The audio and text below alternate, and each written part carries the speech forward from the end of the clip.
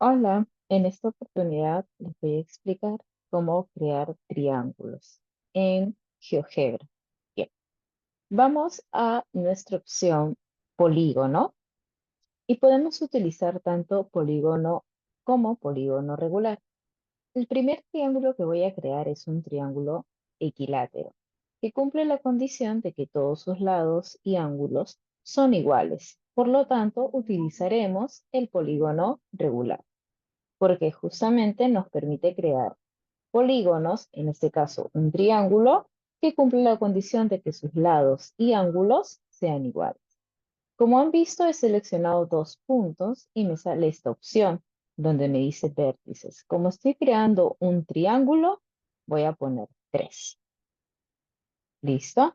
Salió mi triángulo y justamente puedo verificar sus ángulos y sus lados, cuánto miden.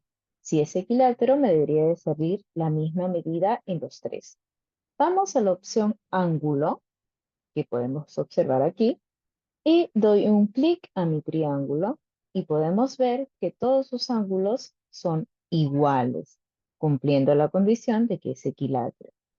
De igual manera, en la opción ángulo, bajamos y podemos ver la opción o herramienta distancia o longitud, que me permite justamente medir los lados de mi triángulo. Selecciono punto a punto, que son mis vértices, y podemos observar que sus lados todos miden 5, justamente cumpliendo la condición de que sea equilátero. A este triángulo yo le puedo cambiar de color. Si yo selecciono en esta opción de aquí, en donde yo puedo ver un círculo y un triángulo, me sale la opción de color. Entonces yo le puedo cambiar al color que yo desee. Este primer triángulo que hemos creado, podemos hacer otro también. ¿Con qué opción? Con la opción o herramienta polígono. Ya no polígono regular, porque polígono regular solo me permite hacer un triángulo equilátero. La herramienta polígono sí me permite hacer diferentes triángulos, como por ejemplo el triángulo rectángulo, que tiene esta apariencia. ¿Por qué se llama triángulo rectángulo? Si yo mido sus ángulos, puedo observar que justamente está cumpliendo la condición de que un ángulo tenga la medida de 90 grados. Y podemos observar también que a este triángulo le puedo medir sus lados. Voy a distancia o longitud y mido sus lados. Por ejemplo, la base mide 5. Este lado, que se llama hipotenusa, mide 6,4 y la altura mide 4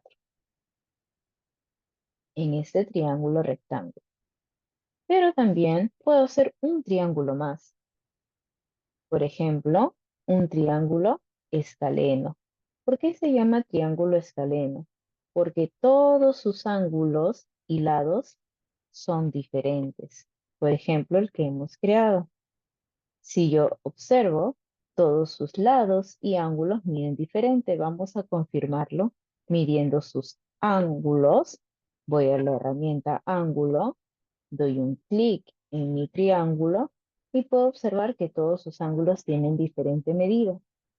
Voy a la herramienta distancia o longitud y doy clic a los vértices y me sale que justamente cada lado de mi triángulo mide distinto.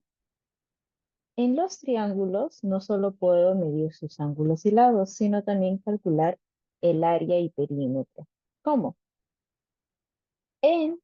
Para si yo quiero calcular el área, voy a la herramienta donde dice área y doy un clic a mi triángulo y automáticamente se calcula.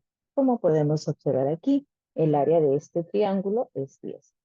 Si quiero calcular el perímetro, voy a la misma herramienta distancia o longitud, pero ya no selecciono los vértices que son los puntos, sino selecciono el triángulo, la parte sombreada. Selecciono y puedo aquí observar el perímetro del triángulo. Eso sería todo. Nos vemos.